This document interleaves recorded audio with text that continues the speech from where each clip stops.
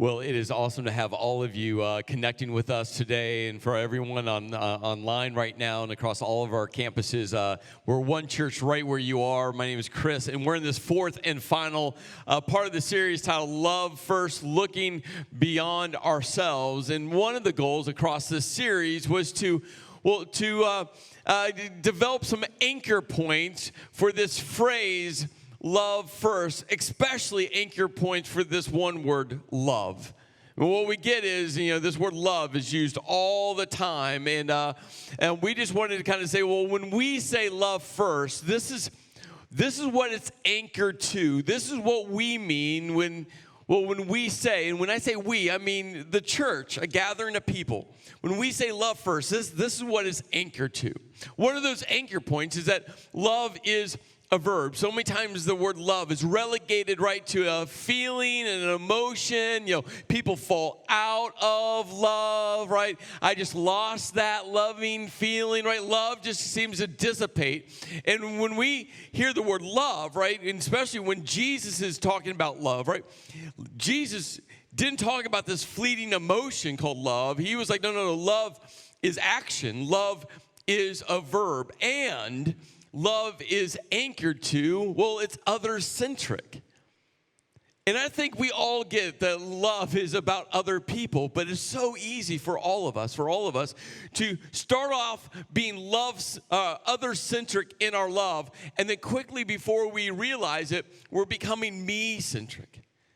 It's like we do something to love someone, and then we start thinking to ourselves, yeah, but they didn't respond like I wanted them to respond. They didn't say thank you like I thought they should say thank you. They then did this to me, right? All of a sudden, we go from other-centric to me-centric, and Jesus kept on coming back to say, no. Love is all about other people. And the third anchor point to love first is, well, it's a command. It's just a command. So now it's up to you. Are you going to choose to follow Jesus' words? In John chapter 13, verse 34, he said, a new command I give you, to love everyone. And that everyone is, that's the difficult part of this. It's easy to love people that are lovable. It's a whole different thing to love people who are unlovable. It's easy to love people we want to love. It's a whole different thing to love people, that we don't want to love, isn't it? And that's where love as a command, that has to be an anchor point, because, well, Jesus over and over and over again defined what other-centric looked like. This is when he said, love your neighbor. And then he vividly painted a picture of what neighbor truly should be defined as, and that is everyone. Well, there's one more anchor point that we're going to connect into love first. And I think all of these are important, but this one we just can't miss this one. And it's easy to do. And we're going to discover this anchor point around love first in another interaction between Jesus and a man. Now, we're going to discover this anchor point, but there's one more insight that happens right at the end of this interaction that's easy to overlook and it's easy to miss. But this last kind of love first moment just gives such a powerful, powerful perspective on God's unending love. So let's jump in. A man with leprosy. Now, we don't know anything about this man. We don't know his name. We don't know his age. We don't know his family dynamics. We don't know what town he came from, what town he was raised in.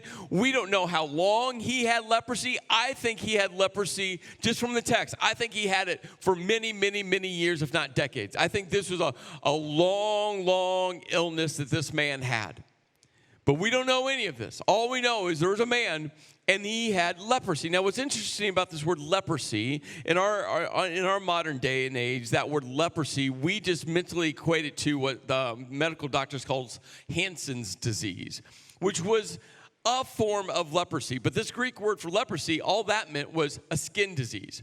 So this man had some type of skin disease. Again, we're not sure the exact skin disease. Rabbis had classified some 72 different types of skin disease during this time period. So it could have been one of many different types of skin disease. And what's interesting about this skin disease, leprosy, is it had two significant impacts on individuals.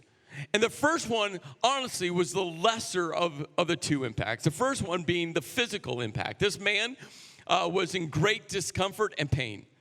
And again, I think from the text, you'll see it in a moment, I think he had leprosy for a period of time, a long period of time. And he was living in a constant state of pain and discomfort. But again, I think that was the lesser of the two impacts. The greater impact on this man was, well, the social impact. The social impact. You see, there was laws and rules that governed skin diseases, leprosy. And that might sound weird to us. But we live in a day and age where we have modern medical wisdom, modern medical insights. But several thousand, 2,000, 3,000 years ago, they didn't have it. They knew that something was wrong with someone. And when it came to skin diseases, they knew that those skin diseases could infect other people. And so they were very highly cautious on how to quarantine, isolate people with different types of diseases. And in the Bible, there's a book of the Bible that I'm pretty sure the vast majority of you have never read this entire book. But some of you have tiptoed into this book. Some of you read maybe the first couple words and said, nope, I'm skipping over that book altogether. Some of you have never even tried to read it. It's the book called Leviticus. Anyone read it? Anyone? Wow. I'm in high five to all of you. You made it through the mold and the skin disease sections and everything else. I'm impressed.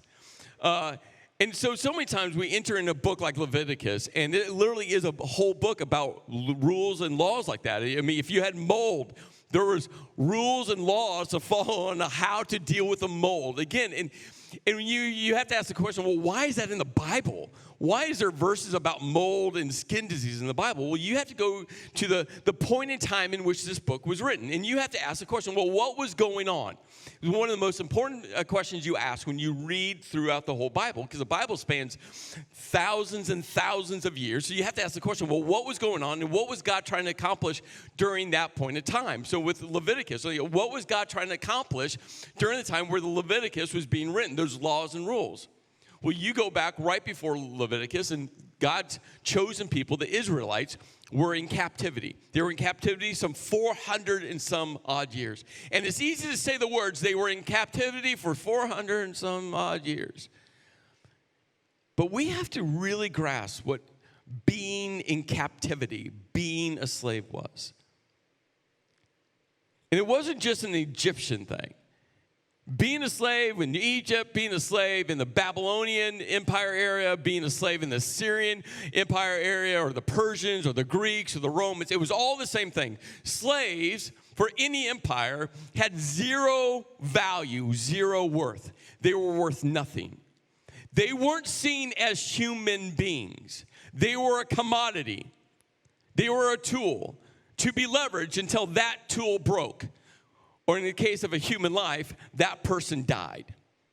And for 400 some years, the Israelites, they were just a tool in the Egyptian toolbox to do their building, to do their bidding. And if you died, who cared? Because you had no value to the Egyptians. And for over 400 years, if you were born as an Israelite into captivity, your entire life wasn't what were you going to be when you grow up? Your entire life was focused on, when am I going to die? That was your life. And so when God rescued the Israelites from captivity, they had no clue what it meant to, just be a group of people. They had no clue what it meant to be a nation. They had no clue what it meant to actually grow and thrive as a nation. They had no law. They had no governing principles. They didn't even know how to deal with infectious diseases, because as a slave, it didn't matter. You died, it didn't matter. And so God started to build his nation. Why did God build the nation? Well, because Jesus was going to come from that nation. So Leviticus is all about God nation building, to turn the Israelites into a nation. And so all of those laws, guidelines, were there to help them deal with issues like mold and infectious diseases. So in Leviticus chapter 13 and 14, these two chapters had everything to do with, skin diseases and how to deal with people who, attracted these skin diseases. Because if you weren't highly cautious around it, these diseases could wipe out an entire nation. It could spread that quickly, everyone would die off. So this was mission critical. So now in Leviticus chapter 13, it actually gives very specific instructions to the person who contracted any type. And again, the rabbi said there were some 72 skin diseases, some type of skin disease. And this is what it reads. Those who suffer from a serious skin disease must tear their clothing and leave their hair uncombed. So what this is stating is if you had this skin disease, leprosy, that you physically would have to look like a leper. So people from afar could tell. Your clothes would be all tattered. Your hair would be all disheveled, right? People could see you and go, wow, on the outside, like I can see from afar that there's something wrong with this person. And not only see from afar, but if you had leprosy and you saw someone walking towards you, you would have to cover your mouth and scream, unclean, unclean, unclean, unclean. Think about the emotional impact to a person. That was this man's life. Anytime a person walked towards him, he would have to scream, unclean, unclean, unclean, unclean.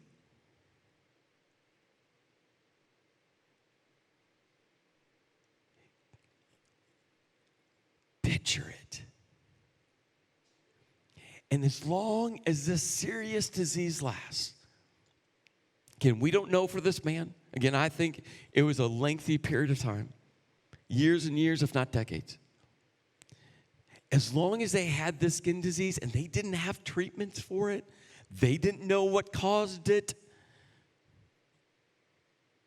they would be ceremonially unclean, meaning they couldn't go to the synagogue, and more importantly, they couldn't go to the temple in Jerusalem, and they couldn't make sacrifices, which meant they couldn't worship God. Complete spiritual isolation. If that wasn't bad enough, they had to live in isolation outside the camp, outside their village, outside the city.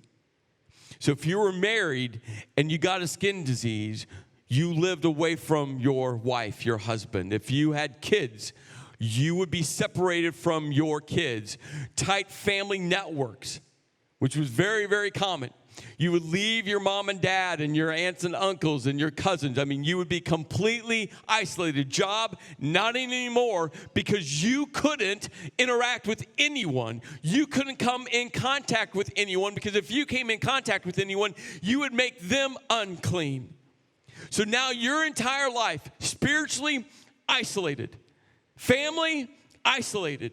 Friends, isolated. Complete isolation. And that's why the social impact so far greater than the physical. Rabbis would call lepers, people with these skin diseases, they would literally call them the living dead. Josephus, the great historian, talked about banishing lepers as if they were a corpse, dead themselves. See, it's easy to read about a man with leprosy. The physical issue was not the issue. It was living in complete isolation from everyone. And this man with leprosy, And this is why I think he had it for such a long time. Because one day he hears that Jesus was nearby.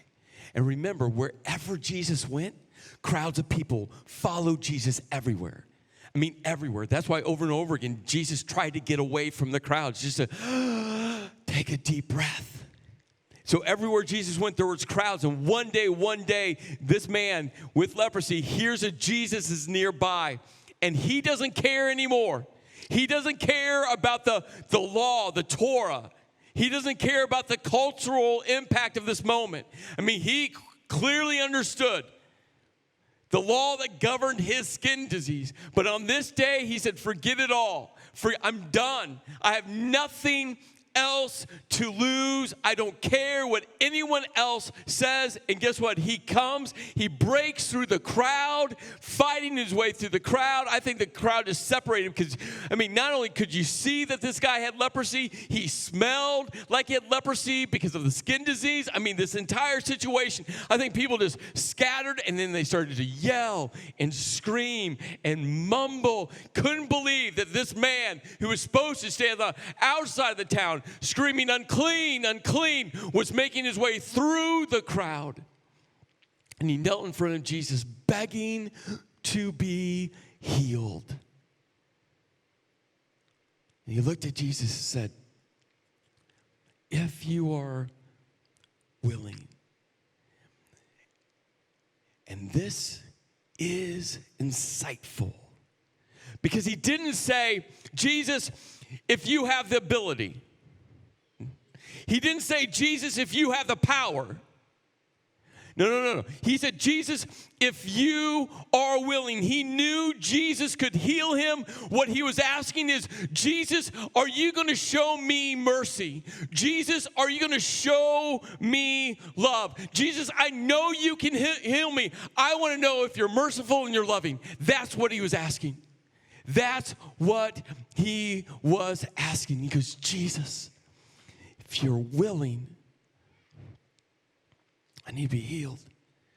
And the gospel writer then lands on this with this insight that is the anchor point for loving first. He writes, moved with compassion. Moved with compassion. Now, whenever we encounter someone who's going through a difficult time, think about someone right now. We all have, not just one, we have lists of people that we know right now going through a difficult time. Whatever that might be. Maybe a marriage difficulty, a family difficulty, a health difficulty, a financial difficulty, a job difficulty, right? We all know. And for all of us, we're going through our own difficulties, right? This is life. But think of one person, just one person that you know of right now going through just a very difficult time.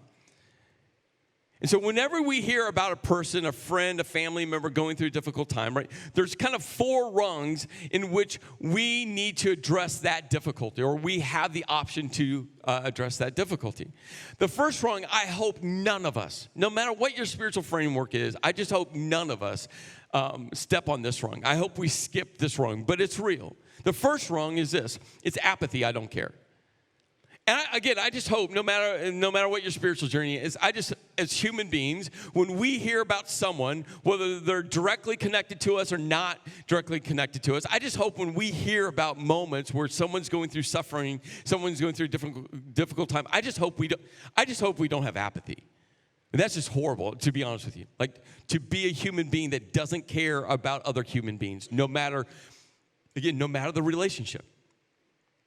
I think most of us spend time on the next 2 rungs.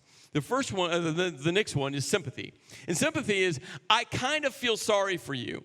This is how sympathy plays out. You get home, it's a long day at work, long day with kids, just a long day. You get home, you sit down, you turn on the TV just for some noise. You're not really watching it. It's just something's playing in the background. You grab your phone and you're wasting time flipping through social media, whatever platform. And all of a sudden you're flipping through, you see a post, you see a picture of someone you might know really well, someone you kind of don't know, is a friend posted it doesn't matter. You see a post and you can tell that person is going through something difficult, right? Sympathy says, in that moment, I kind of feel sorry for you, right? Like, you feel sorry for what that person is going through, what that person is experiencing. It's why our stores like Walmart, Target, Hallmark have entire card sections that are called what? Sympathy cards. And in that moment, you kind of feel sorry. Right? You might be moved to write them a text, to send them a direct message, to get a card for them, right? You feel sorry for what they're going through. That's sympathy. The next rung up, which is closely related to sympathy, but is different, is called empathy. Empathy is, I feel with you. And what's interesting between empathy and sympathy is we can bounce quickly between these two states. I think most of the time when you sit down to write a card to someone or write a text to them, to someone that's going through a difficult time, you actually enter into empathy where you start feeling with them. The question is, do you stay there in empathy or do you just pop back down to sympathy? You hit send on the text, you hit post to that direct message, right? You get done writing the card and you put a stamp on it and you send in the mail, right? Do you stay in empathy or do you move back down to sympathy? And I just think we always bounce back and forth between these two levels. But there's a top rung. The top rung is, well, it's compassion. And what's interesting about compassion, so many times compassion, well, when we use this word compassion, we're actually saying we're being empathetic or sympathetic. But compassion is vastly different. Vastly different. You see, we get this English word compassion from two Latin words. The root part of that Latin word is the word passio, which means to suffer. The second part is a Latin prefix, which means together. And so you could simply say compassion means to suffer together, but the literal translation, which I think is the most powerful translation, is co-suffering. That's what compassion means, co-suffering. So when we think about this top rung, compassion is I suffer with you. Now this is why compassion is so vastly different than especially empathy. Empathy means that you entangle your emotions with the other person. And that's why researchers have found two staggering thoughts when it comes to compassion and empathy. When you're empathetic, you're entangling your emotions with someone. There's actually a symptom called empathy fatigue, where you get exhausted emotionally because you're entangling your emotions with that person. I feel with you. But with compassion, there's no compassion fatigue. Zero. The second interesting insight the researchers have is empathy and compassion. Well, when you're in a state of empathy or a state of compassion, two completely different parts of our brains engage. That with empathy, it's one part of our brain, but compassion's a completely different part of our brains. And compassion says, I'm just not going to feel with you. Compassion says, I'm not even going to kind of feel sorry for you. Compassion says what? I move into action. I step out of my world into your world. I step out of just feeling for you, and now I'm going to move into action with you. I'm going to co-suffer with you. It's easy to feel for someone. It's a whole different thing to step into their suffering. And what is love? A feeling? No. Love is action. And Jesus moved with compassion, does the most important thing with this man. What does he do? He reaches out and touches him. Think about that moment. The guy was saying, if you're willing, make me clean, heal me. And what does Jesus do? The greatest thing this man needed. He was living a life of complete isolation. And what does Jesus do? He steps into his suffering and touches him. And think about this. Think about this. All the other Jewish people, all the other religious people, let's put it in our context, all the other church people, how do you think they were responding as Jesus broke their law? Jesus became unclean, touching an unclean person. That was the law. Could you imagine the tension in the crowds? Could you imagine the gasp in the crowds? Could you imagine the people saying, oh, Jesus is now unclean. Jesus just broke the law. Jesus. And Jesus is looking at this man, touching this man, because Jesus knew the greatest thing this man needed was what? Human touch. That this man had lived in isolation for years. And the greatest act of love wasn't even to heal him, was to touch him. Could you imagine this leper?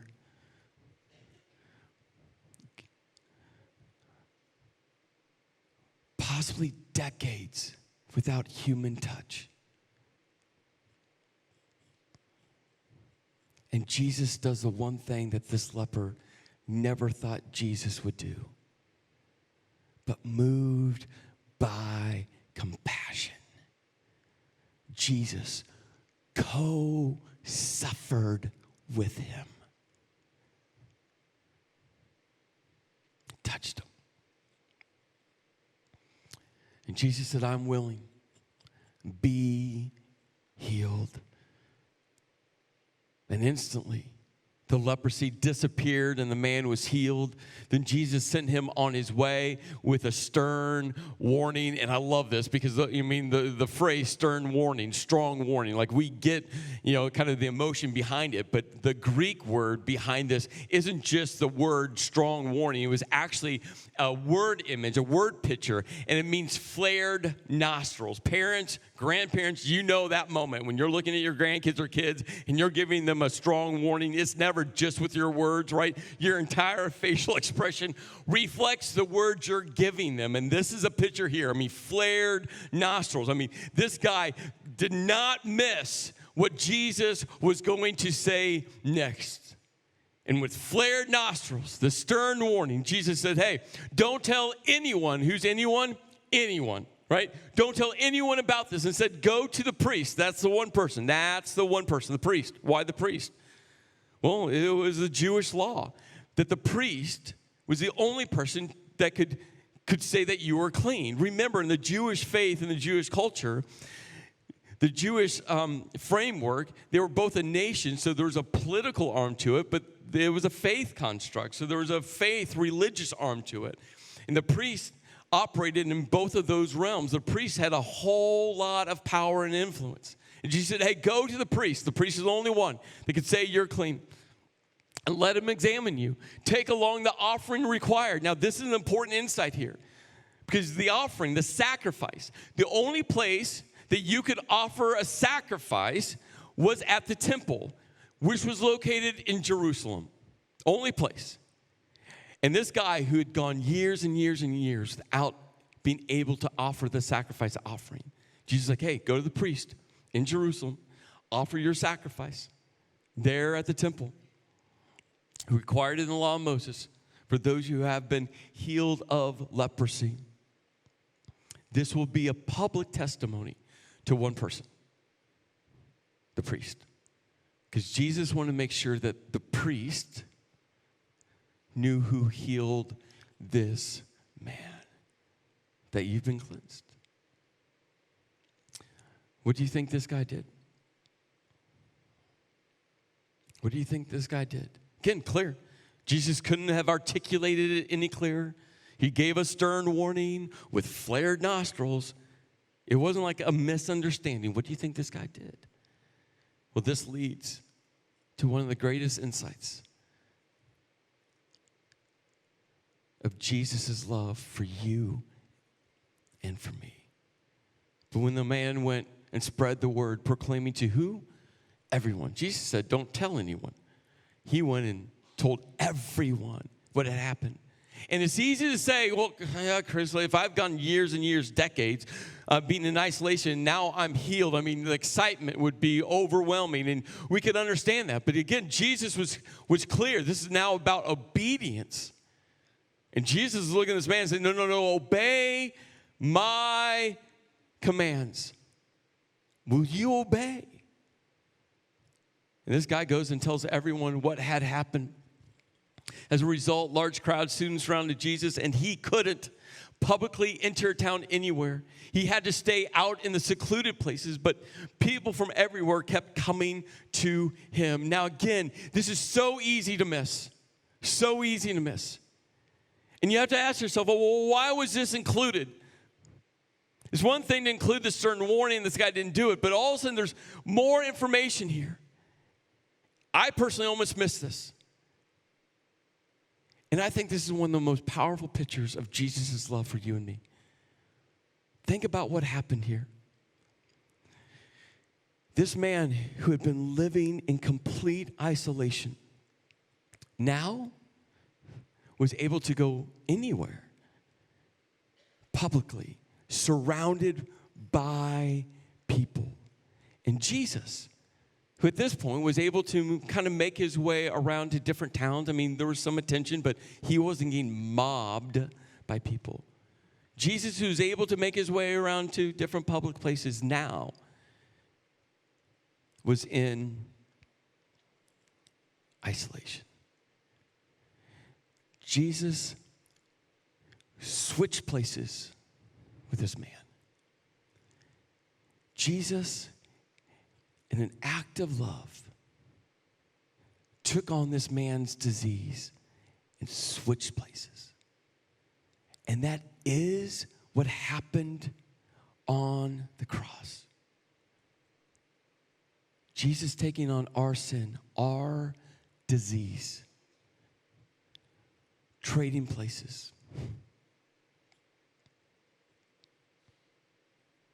Separating himself from God the Father in that moment.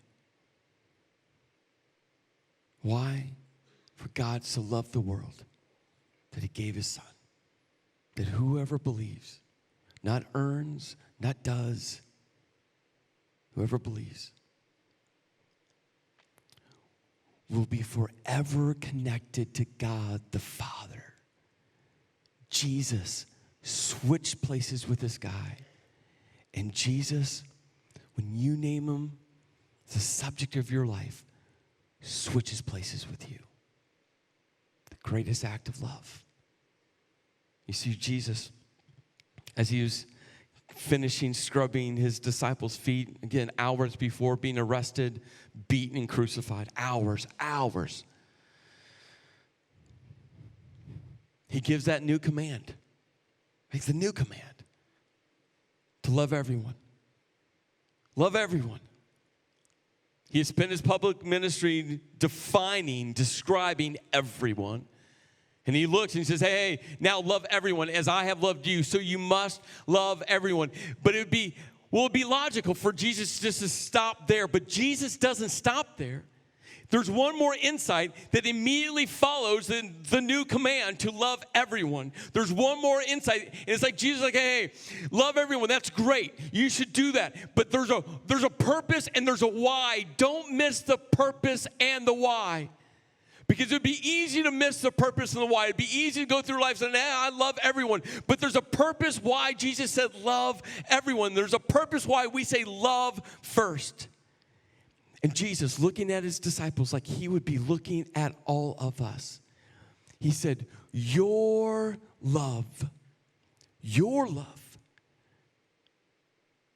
And is your love reflected of the love Jesus described? Is your love a feeling or is it a verb? Is your love an emotion or is it action? Is your love truly other-centric or is it really me-centric? And your love, are you loving everyone Not because you feel like it or want to, but because it's a command and Jesus said, no, love everyone. And now you're choosing to obey Jesus, to love everyone. Your love for who? One another.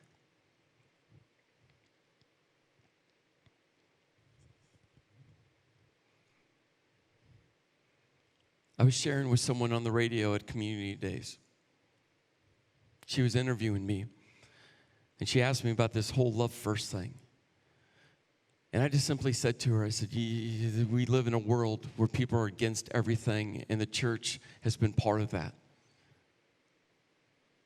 The church being a part of against people. And we as a church, a gathering of people, we just want to love first.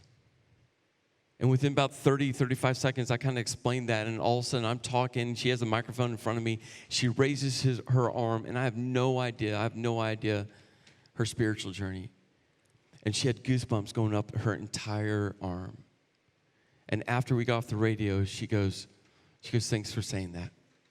I needed to hear that. Your love for one another, for your neighbor, for the unlovables, for the people who don't vote like you, don't have the same perspective on social issues as you, for the people that don't like you, that don't love you in return. Your love for one another will prove to the world. Your love will prove to your family. Your love will prove to your neighbor. Your love will prove to your kids. Your love will prove to your husband. Your love will prove to your wife. Your love will prove to your boss. Your love will prove to the board you sit on. Your love will prove to that soccer team that you help coach out and deal with parents. Your love will prove to your community. Your love will prove to the world what? Purpose. That you are my disciples. That you are followers of Jesus. So let's love first. Why? Because the world will know who Jesus is based on how we love first. We as a church, not a perfect church. But let's do everything within us not to get this one wrong. Because Jesus will be made known not by how much knowledge we have, but by how we love first.